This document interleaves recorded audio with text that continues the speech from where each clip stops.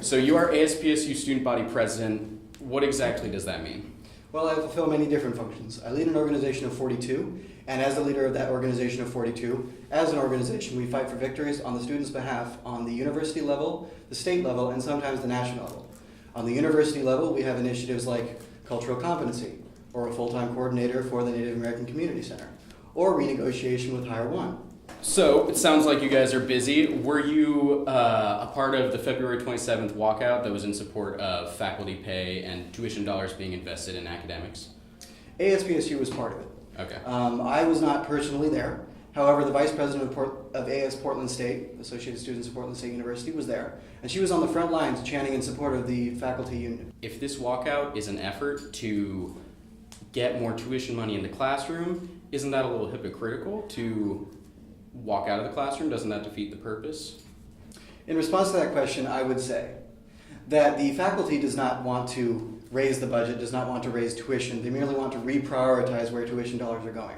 If we're spending so much money on high-level administrators, supervisors of supervisors of supervisors, and we're taking that money from the classroom and putting it into athletics, high-level administrators, things that don't necessarily affect a student getting a degree, that's the problem that I think they have.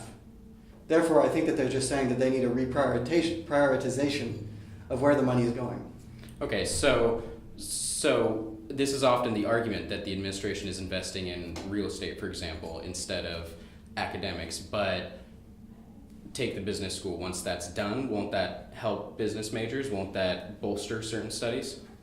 Out of a $500 million budget, a $50 million business administration building, especially when the state is matching $25 million of that. Of course, I'm not using exact numbers. Right. That doesn't necessarily make a big impact on a $500 million budget. Not as big an impact, per se, as cutting all the teachers' salaries, because that's what they're proposing to do. Because they're actually proposing a pay grade that is under that of inflation. So they're offering pay cuts to all of the teachers, and they want to add a new building, and to me, that's just not enough of an excuse. With regard to the Student Budget Advisory Committee, what was the recommendation on part of ASPSU? That was a branch of ASPSU, right? What was their recommendation and how was it received by the administration about tuition increase?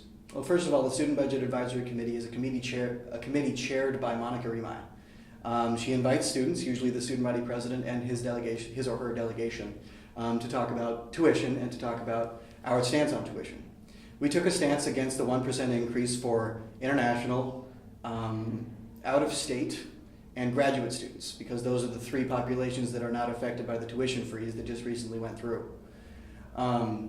We said that because we represent all students, and because students who are international students or students who are graduate students, out-of-state students, suffer a much larger tuition increase with 1% than one would really think.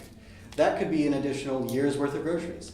That could be That's a massive amount of money to add 1% to any student's tuition, but especially out-of-state, graduate, and international.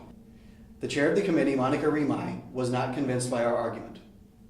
We argued it again today at the Board of Trustees meeting this morning. I don't know how that went. I haven't heard anything back about it.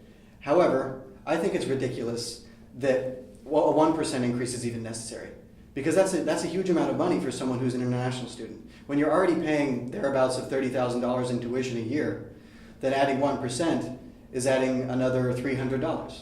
That could be a year's worth of groceries if you spend your money right. That could be clothing. That could be many different things, and that's a not insignificant number. I think it's ridiculous that we're even having the conversation about an increase.